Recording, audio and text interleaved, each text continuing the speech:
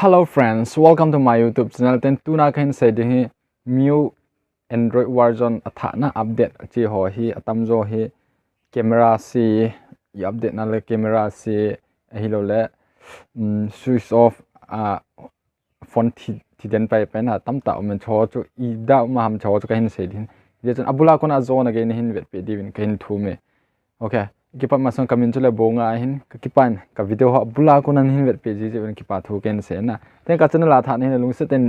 subscribe nin bol pe like share nin bol pe din ken thu okay direct pan pai taw tin tuna ken se ding he exactly phone kanei lo hena tabang phone extra phone kanei lo ji achun screen ai kan pi thelo mai the he wa chu comment ho a hi lo le them khat click ho kan koi de na cho cho anave win la direct pan pai te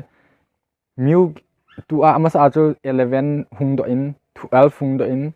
13 hung do na tu a he 13 chi lai ta hin chi he 13 ma sanga jan 12 pa jo ga kisa 12 min 12.5 mena cha cha future ho hoin e tham I update na la phone no fast in internal charging ho na battery yong a he be se po ai man tu a pa he a phat lo dan he 13 pa he an update hi win la 13 pa he langa mu 13 kiti Android version 12 Android 11 mu kiti na 13 hin hi wa cha he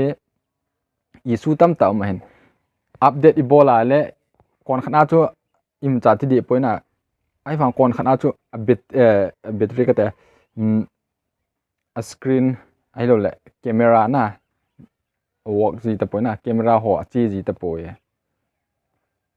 camera ho chi gì hin tin khat langa chu hi kina la ikibol khil kha aham elo le 13 pa hi mu 13 pa hi update bola le I phone no hi thipai pa hing ji ta he na hing ji ta lo ha phone se yeng he chi ipida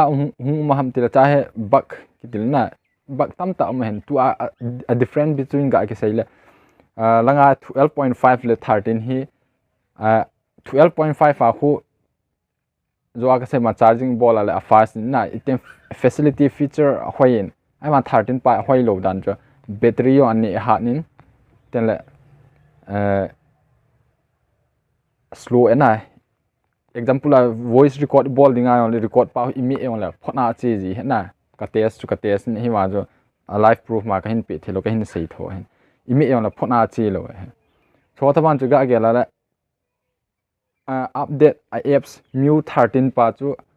them khat problem ma hena hi ji chun lung set in phonin update po tin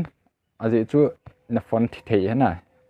cha khona chu them khat ga ki vian dom de tu ta di dinga ka ti joten le wan chu a hin sim phat ne mai the na a hin sim phat lo wa le na update lo diu hi ke na update phat update thei hi ten ka hin sei ki din last in la comment ho I te bang comment hung bol wam ita ba question min a hin do wam na Xiaomi ama sa pena chu ga ki sele Oppo ho ai hung ma hena te ai 13 mu 13 ni hung do an cha update bol le camera chi da yeng hena te phone dang yo Xiaomi dang Redmi Realme ti ho tu ai hung sau wa he ade sena tu a new version phone kitlen smartphone atha man tam 30 20 15 na kono 30 ki ka phone man tam hoi tia chu hung mai aje chu Android version a hin hel na mu 13 hin pi phan wa he cha he risk hin phone update loading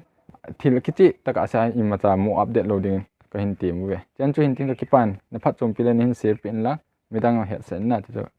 hin thu me kipa